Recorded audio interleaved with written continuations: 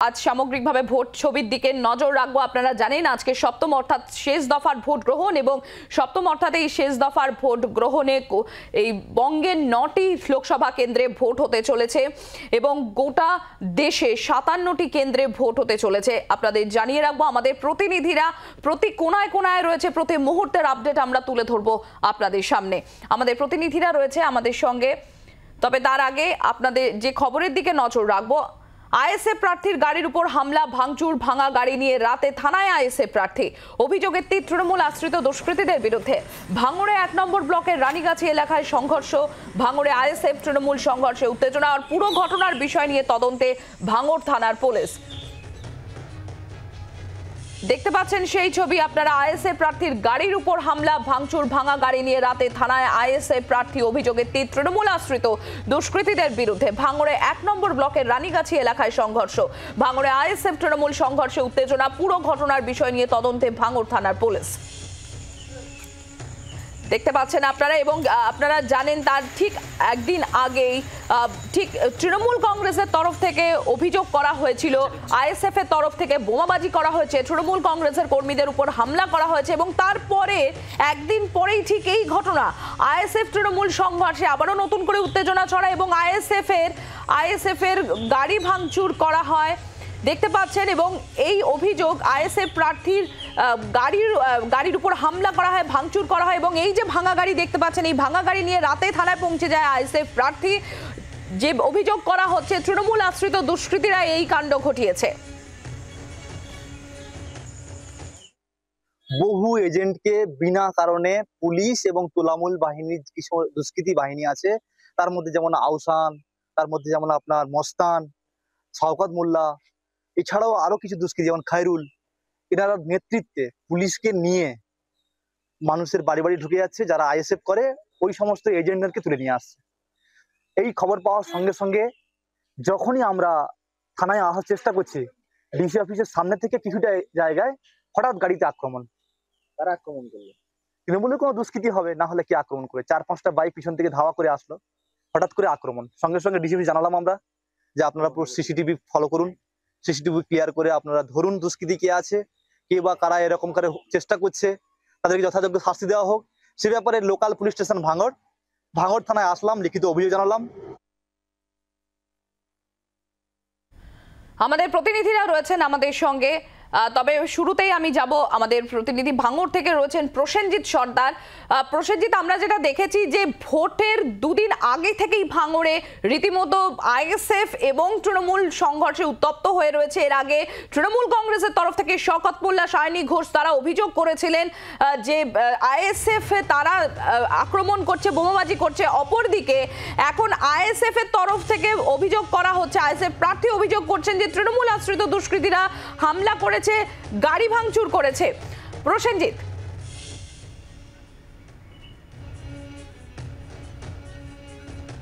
একদমই তাই। দেখো, বলা যেতে পারে, তোমাকে প্রথমে বলবো যে সারা রাত ধরে ভাঙড়ে বোমের আওয়াজে কিন্তু আবারও কেঁপে উঠছে এবং আজকের সকাল থেকেও সেই একই ছবি। বিভিন্ন জায়গায় বোমা পড়ছে এবং এই বোমা কে বা কারা মারছে সম্পূর্ণ কিন্তু রাজনৈতিক উদ্দেশ্যে বোমা মারছে বলে একে অপরের বিরুদ্ধে অভিযোগ করছে, বিশেষ করে আইএসএফ এবং তৃণমূল।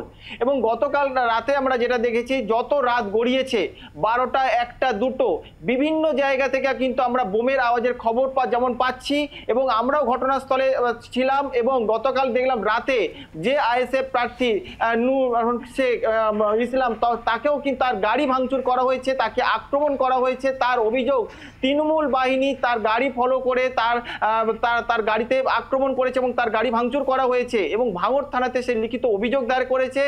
তিনি রাত্রে এলাকায় এসেছিলেন ভাঙড় 2 নম্বরে এবং সেখানে বেশ কয়েকজন কর্মীকে পুলিশ বিনা অন্যায়তে গ্রেপ্তার করছে এরকম খবর পেয়ে তিনি কিন্তু এসেছিলেন এবং সেই আসার পথেই তাকে আক্রমণ করা হয়।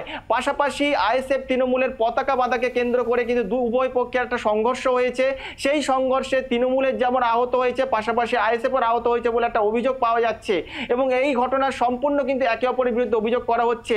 পাশাপাশি এই জিরানগাছা এলাকায় সেখানে এক আইএসএফ কর্মীর বাড়ি লক্ষ্য করে বোমা মারার অভিযোগ উঠেছে এবং সেখানে এক আইএসএফ মহিলা কর্মী সেও আহত হয়।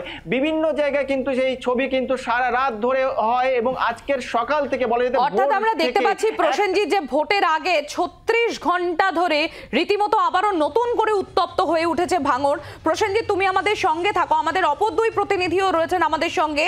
আজকের এই ভোটে যেদিকে বিশেষ নজর রয়েছে সেটা হচ্ছে বসিরহাট লোকসভা কেন্দ্রের সন্দেশখালী থেকে আমাদের সঙ্গে রয়েছেন আমাদের প্রতিনিধি বিক্রম এবং তার পাশাপাশি বিরাটি থেকে রয়েছেন আমাদের অপর প্রতিনিধি সৌমেনও রয়েছেন আমাদের সঙ্গে। আমি আসব, তবে তার আগে আমি আরো একবার প্রসেনজিতের কাছে চলে যাব। প্রসেনজিৎ, যেটা তুমি আমাদের জানাচ্ছিলে যে বিগত 36 ঘন্টা থেকে আমরা দেখছি আবারও নতুন করে উত্তপ্ত হয়ে উঠেছে ভাঙড়। আইএসএফ তৃণমূল সংঘর্ষে রীতিমতো উত্তপ্ত। প্রথমে তৃণমূল কংগ্রেসের তরফ থেকে শওকত মোল্লা, সায়নী ঘোষরা অভিযোগ করেন যে আইএসএফ এর তরফ থেকে বোমা মজুত করা হয়েছে, বোমাবাজি করা হচ্ছে। পাল্টা আবার আইএসএফ এর যে গতকাল রাতের ঘটনা যেটা আমরা দেখলাম, গাড়ি ভাঙচুর করা হয়েছে, আইএসএফ প্রার্থীর উপর হামলা চালানোর অভিযোগ এবং ওই ভাঙা গাড়ি নিয়েই তিনি পৌঁছে যান থানাতে এবং তার সরাসরি অভিযোগ তৃণমূল আশ্রিত দুষ্কৃতীদের বিরুদ্ধে। প্রসেনজিৎ,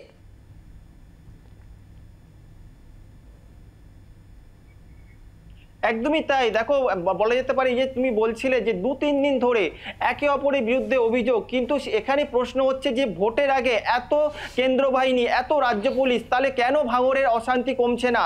আজকের সকাল থেকে ভোট শুরু। আমি আমার ক্যামেরার মধ্যে দেখাতে বলবো যে তুমি দেখো, হাতিশালে আমার একটা স্কুলে আছি যেখানে 3টে বুথ আছে, কেন্দ্র বাহিনী আছে। এখনো পর্যন্ত এই বুথে কিন্তু কোনো ভোট যারা দেবে তারা কিন্তু এসে পৌঁছায়নি। কারণ হচ্ছে একটাই, যে এরকম বিভিন্ন বুথে আমরা সেই ছবি আর খবর পাচ্ছি যে সেখানে একটা ভয় বা আতঙ্কের পরিবেশ তৈরি হয়েছে। আইএসএফ এর দাবি যে সারা রাত ধরে তাণ্ডব চালিয়েছে তৃণমূল আশ্রিত দুষ্কৃতীরা, যে বাড়ি বাড়ি তারা বলেছে যে আজকে ভোট দিতে তারা যেন বাড়ি থেকে না বার হয়। ঠিক পাল্টা অভিযোগ করছে তৃণমূল, তারা জানাচ্ছে যে আইএসএফ সারা রাত ধরে সন্ত্রাস চালিয়েছে এলাকায়, সেখানে বোমাবাজি করেছে, ভয় আতঙ্ক একটা তৈরি করেছে, সেখানে মানুষের মধ্যে একটা আতঙ্কিত হয়ে পড়েছে, যার জন্য আজকের এই ঘটনা। কিন্তু এত কিছু হচ্ছে, সেক্ষেত্রে কেন কেন্দ্র বাহিনী বা এলাকায় এলাকায় রুট মার্চ করছে না? এখানেও কিন্তু প্রশ্ন তুলছে। প্রসেনজিৎ, আসছি তোমার কাছে, সঙ্গে থাকো। আপনাদের আরো একবার জানাবো, সপ্তম দফার ভোট গ্রহণ দেশ জুড়ে আর কিছুক্ষণের মধ্যেই ভোট গ্রহণ প্রক্রিয়া শুরু হবে। আর এই সপ্তম দফায় আমাদের এই রাজ্য অর্থাৎ বঙ্গে 42টি লোকসভা আসনের মধ্যে 9টি আসনে ভোট গ্রহণ হবে। দমদম, বারাসাত, বসিরহাট, জয়নগর, মথুরাপুর, ডায়মন্ড হারবার, যাদবপুর, কলকাতা উত্তর এবং কলকাতা দক্ষিণ। বাংলার এই 9টি আসনে নজর রয়েছে। যারা রয়েছেন আজকে ভিভিআইপি ক্যান্ডিডেট অভিষেক বন্দ্যোপাধ্যায়, সুদীপ বন্দ্যোপাধ্যায়, তাপস রায়, রেখাপাত্র অর্থাৎ সন্দেশখালীর কথা যখন উঠছে, আজকের এই সপ্তম অর্থাৎ শেষ দফার ভোটে অবশ্যই নজর রয়েছে গোটা রাজনৈতিক মহল সহ সকলের এই সন্দেশখালীর দিকে। বসিরহাট লোকসভা কেন্দ্রের সন্দেশখালী সরাসরি চলে যাব। বিক্রম রয়েছে আমাদের সঙ্গে সন্দেশখালী থেকে। বিক্রম, এই সন্দেশখালী প্রাক নির্বাচন মুহূর্তে একেবারে আলোচনার কেন্দ্রবিন্দুতে হয়ে আসে। শাসক এবং বিরোধী, রাজ্য এবং কেন্দ্রের উভয় পক্ষের কাছে এই সন্দেশখালী রীতিমতো হট কেক হয়ে ওঠে এবং সেই জায়গায় দাঁড়িয়ে আজকে সন্দেশখালী অর্থাৎ বসিরহাট লোকসভা কেন্দ্রের ভোট গ্রহণ হতে চলেছে। তার আগে ছবিটা কি দেখছো বিক্রম?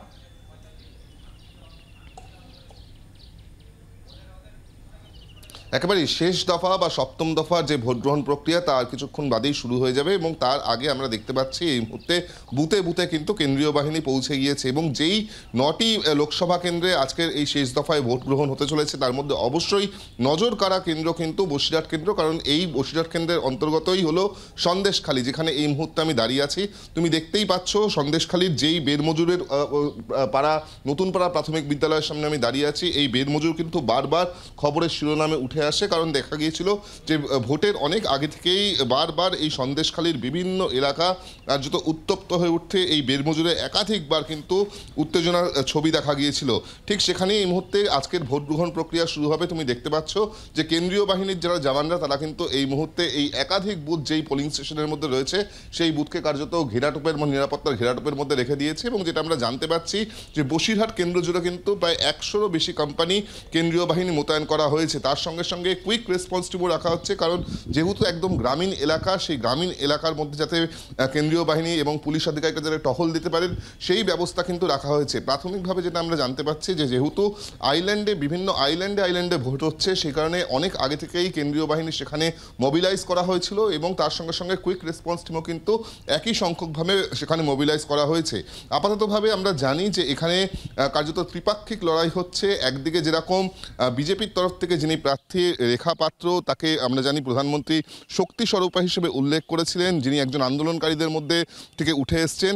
অপরদিকে কিন্তু তৃণমূল কংগ্রেসের হয়ে প্রতিদ্বন্দ্বিতা করছেন প্রাক্তন এমপি হাজি নুরুল ইসলাম এবং একই সঙ্গে বাম এবং কংগ্রেসের জোট প্রার্থী নিরাপদ সর্দার, যিনি প্রাক্তন সন্দেশখালীর এমএলএ, তিনিও প্রতিদ্বন্দ্বিতা করছেন। আপাততভাবে এই ত্রিপাক্ষিক লড়াইয়ে কি উঠে আসে তা কিন্তু 4 জুন জানা যাবে। তবে আপাততভাবে এই মুহূর্তে প্রশাসন বা নির্বাচন কমিশনের কাছে সবথেকে বড় চ্যালেঞ্জ হলো যে এই আসনে অর্থাৎ বসিরহাট কেন্দ্রে যাতে সুষ্ঠুভাবে শান্তিপূর্ণভাবে নির্বাচন হয় সেটাকে নিশ্চিত করাই কিন্তু এই মুহূর্তে প্রধান লক্ষ্য নির্বাচন কমিশন এবং বাহিনী। বিক্রম, তুমি আমাদের সঙ্গে থাকো। আমাদের অপর প্রতিনিধি সৌমেন রয়েছে দমদম লোকসভা কেন্দ্রের বিরাটি থেকে। সৌমেন, 7টা থেকে ভোট গ্রহণ শুরু হবে, তার আগে আমি যে ছবি দেখতে পাচ্ছি আস্তে আস্তে ভোটারদের লাইনও পড়েছে সেখানে ভোট গ্রহণ কেন্দ্রের আগে।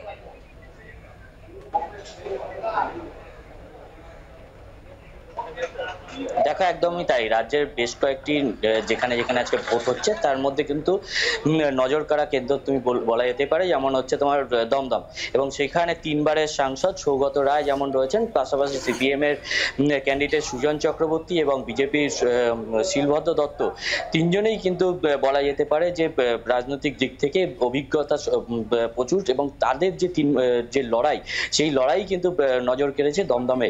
এবং আমি তোমাকে বলবো যে সকাল থেকেই আমরা যেমনটা দেখলাম, সকাল 6টা থেকেই কিন্তু মকপোল শুরু হয়েছে। আমি এই মুহূর্তে যেখানে দাঁড়িয়ে আছি বিরাটি হাই স্কুল, এবং সেখানে 4টি বুথ রয়েছে।